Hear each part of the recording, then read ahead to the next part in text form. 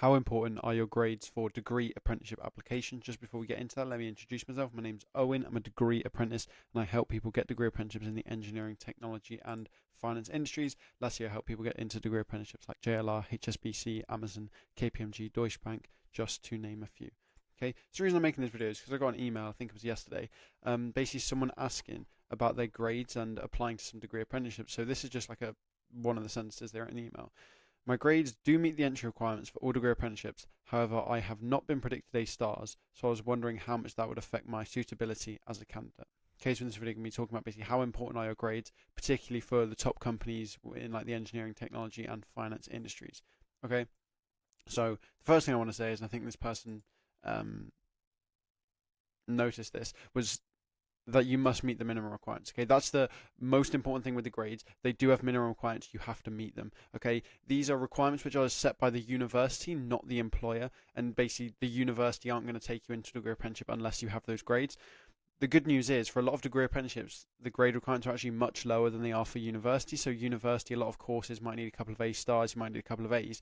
In general, for a degree apprenticeship, it really is only a B, and a C for most things. You'll have the occasional civil engineering or the occasional finance one, which might be 3As, but really 3As is as high as you go with a degree apprenticeship in terms of the requirements. So that's the first thing. In terms of your grades and how important they are, well, you have to meet the minimum requirements. Okay? So as long as you meet the minimum requirements, then how important are they from there? Like, does it matter if you have a couple of Bs, a couple of As, or are you really looking for A stars? So the next thing I want to say is, yes, it's true. 3 A stars would be ideal. Okay, so I can come on here and say, oh, grades don't matter. Grades are completely irrelevant. That wouldn't be completely truthful if I said that. Because at the end of the day, if you have two candidates who are exactly the same in everything they do, one of them has 3 A stars, one of them has 3 Bs, you're going to choose the one with 3 A stars because they're probably just more intelligent, more dedicated, maybe whatever it is, right? It's just like you would rather have a triple A star employee rather than a triple B employee if everything else is exactly the same. Okay, so I'll just be honest. Yes, 3 A stars that'd be your best situation for applying to degree apprenticeships. Okay. However, the thing is, it is not just about grades. It is like more about your skills, experience, and how well you do in the application process.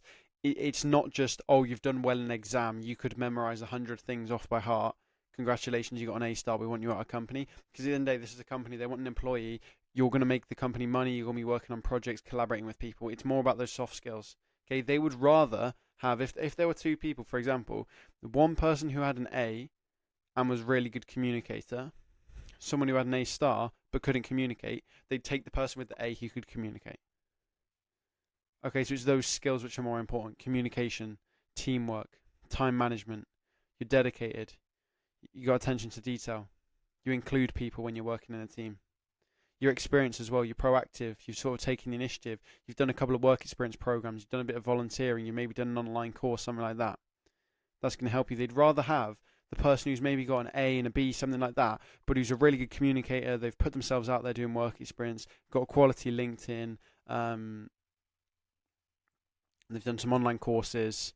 They include people in a team. They've got leadership skills, but they've got an A and a B. They'd rather have that person than someone who's like got 3 A stars, so on paper they're like a perfect candidate, but they've never done any work experience. They don't have any skills. They've never worked in a team before. They don't know how to lead.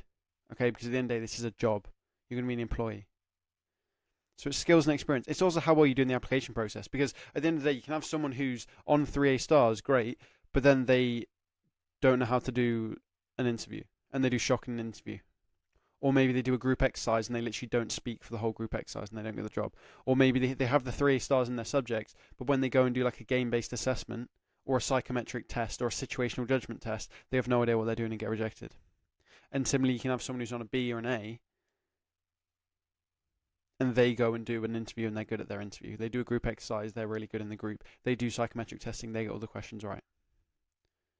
Okay, so it isn't just like about grades. It is about your skills, experience, and how well you do in the application process. Okay, so it's a bit of both, right? It's like, ideal world, you want to have good grades, but it's also more about skills, experience, how well you do in the application process.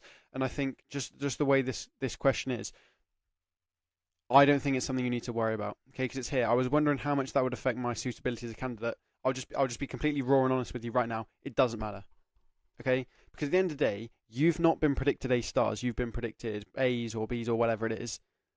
Can you really do anything about that? Not really. I mean, technically, you can somehow change your predicted grades, but it's like at the end of the day, you've been predicted like A's or B's or whatever. Can you do anything about it? Not really. So just get on with it. Okay, it's like focus on what you can control. So you can't really control the predicted grades. Your teacher's just given you, your mocks are over, that is what it is. Just focus on the things you can control. Getting more experience, practicing the application process. Okay, someone with 3 A stars can probably get away with a bit less experience and being a bit worse at the application process. You don't have that luxury, so you just need to make sure you're getting more work experience and practicing the application process. So that's what I'd honestly just say to you, okay? Yeah, yes, you haven't been predicted the A stars. Yes, it does set you at a slight disadvantage, but can you do anything about it? No. Is it the end of the world? No. Okay, just focus on the experience, focus on the application process. Focus on what you can control, rather than just like thinking about, oh, I don't have the grades, therefore, like, oh, I shouldn't apply, or I don't have the grades, therefore I'm not going to do well, therefore there's no point trying or whatever. No, it's like now is the chance to get even more experience and even more practice on the application process, because so you can sort of catch up with the people who've got 3 A stars and they've sort of got like a slight head start. Okay, I'll finish off with a little YouTube short on focusing on what you can control. But what do you think most people focus on more often? What they have or what's missing? What's missing? That's right. What do you think more often people focus on? What they can control or can't control? What they can't control. Yeah, and I'll add one more.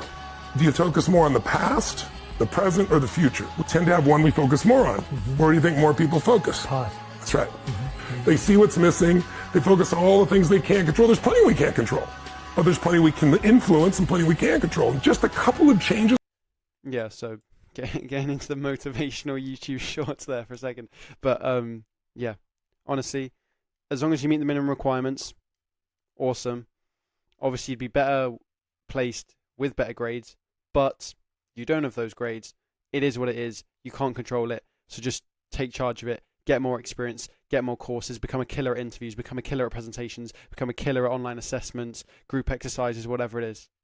Okay, so it's like there's people who are going to get 3 A stars who are going to get into those degree apprenticeships. There's also people who are on like B's or A's or whatever, like lower grades, who are also going to get into that degree apprenticeships because they know how to do an interview. Okay, so it's all completely fine as long as you put the work in for that work experience and sort of make up for it. Okay, that's the end of the video. Just one final plug before we finish the video. I do have a coaching program which is launching soon, so if you are interested in that, you can go register your interest at the first link in the description. I'll see you in a bit. Peace out.